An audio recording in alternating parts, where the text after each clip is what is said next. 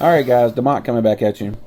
This is for basically part one of the review of this reel. I guess part two. I really wanted to like this White Max a lot, just because I like how it looks. I love the color scheme, the accents of it. The reel felt really smooth. Didn't have any flex in the reel seat. The button felt really good. But when I tried to put spool on this reel, and I have tried over and over and over again, I have re-spooled this reel about 10 times. I have put line on this spool, went out and tied it to a tree and walked down my road till I got almost to the end of the spool. I did that 7 or 8 times. And as you can see, especially if you look over here, there's a huge gap over here, and the line just bunches up in the middle. Now, I know if you have line bunched up on the ends here or here, it's more or less a user error, and you weren't holding your spool in the right place, or you didn't have nothing kind of centering your line, and it kind of pulled off to one side. But this is where your worm gear or your line guide is not traveling all the way to the far side. As you can see by looking at it, it's not going all the way over to the edge. It doesn't do that on each side. And it goes further over here, so that leaves less gap over here than it does over there, but still leaving a gap in the middle, making it where it bunches up. I have tried to contact Kastking through their eBay portal where the reel was purchased from. He gave me kind of a Chinese response. I told him that the reel was spooling up all in the middle instead of wasn't spooling even.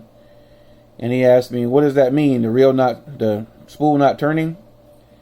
And if you have any kind of experience with a bait caster, you know if you back the drag start all the way down, that your spool, well, I guess it's not doing it on this one, but if you're backing all the way down some of them, your spool won't turn. But that's not what I was talking about. I even sent him pictures to go along with it. I guess he didn't look at the pictures. You can even see on the bottom of the frame how it's so fat in the middle it's about touching the bottom of the frame. In this big gap over here, I've tried casting it, which, as a matter of fact, is a great caster. It'll cast a 3/8 ounce plug 50-60 yards, no problem. But sometimes it'll get stuck in this gap over here when you're casting, and it'll make a huge backlash. And for me, this is basically like a cheap Chinese reel you get from China. This is not what you expect to get from something like this. So I have to give this reel a thumbs down for now.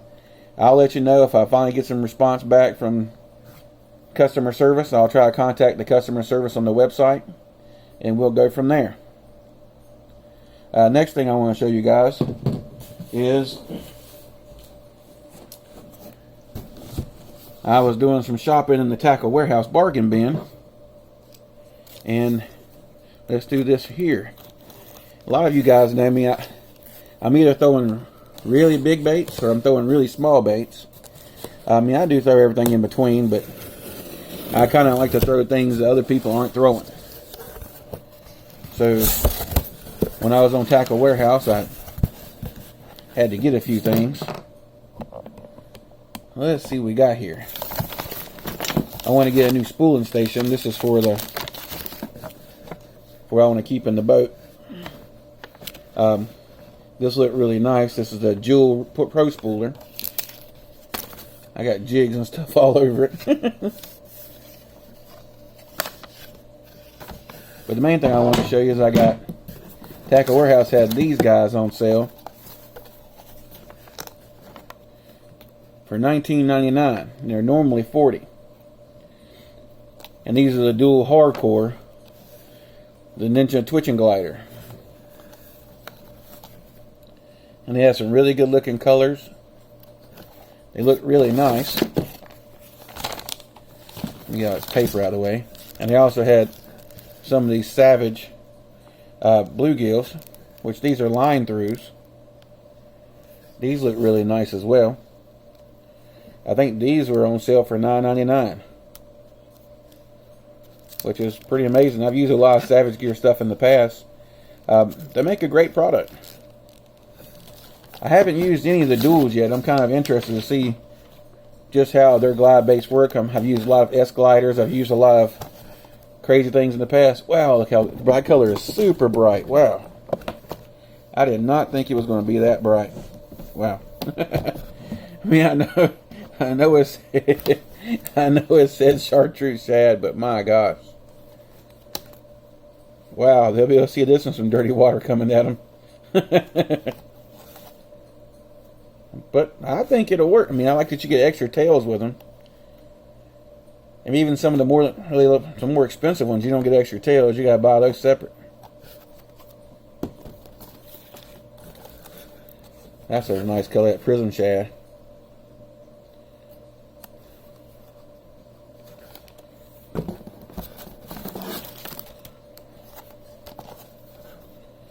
Oh, that's nice.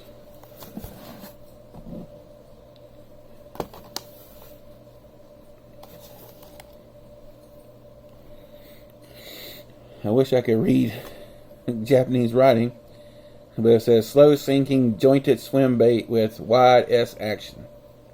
I mean, that's pretty much what all glide baits are. And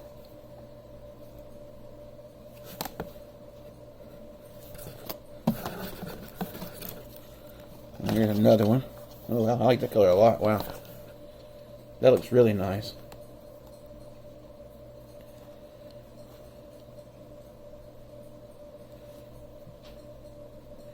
Yeah, I'm pretty sure these are going to be some workers here. Get in the marina and throw these up in the deep water docks.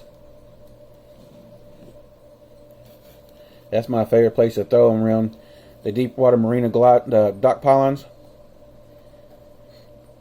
Even if there's like some, you can always tell when they got the bigger boats and the boats aren't there. And it leaves a huge open slot in the port, in the hull, in the marina. And you work these through there. I like to reel real slow and then give a little quick reel. Make them do that wide swap S action. Trigger that reaction. Sometimes they get pounded. I've been using the S waver for a long time. It's actually really good. Here's another one of those bluegills. And I had to get some of these.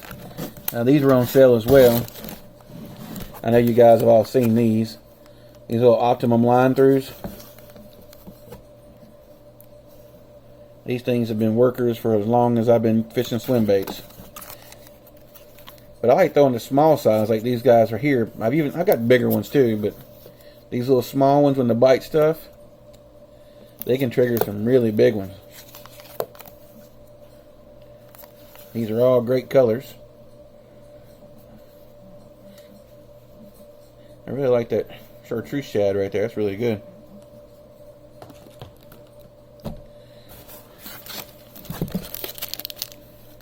Got some Santone swim jigs. I like these a lot. Their colors are really good. They've got a good hook in them.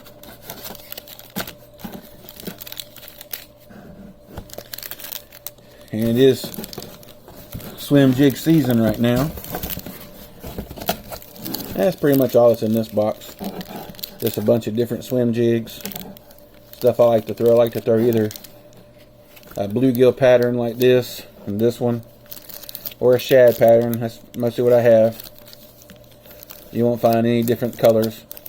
I have 2 different colors of bluegill pattern and 2 different colors of shad pattern that I buy. What I've always used from them. And I always use either the 7/16 or 5/16. They do make a 3/16, but I don't hardly ever use it. I mean, you can't work it as fast as you can work the other ones because it stays up too high and it pops out of the water too easy. Most of the time when you're working a swim jig, especially for the stuff I'm doing, throwing in around grass and cover, you want to be able to keep it down and work it fast through there so you can trigger the reaction bite. I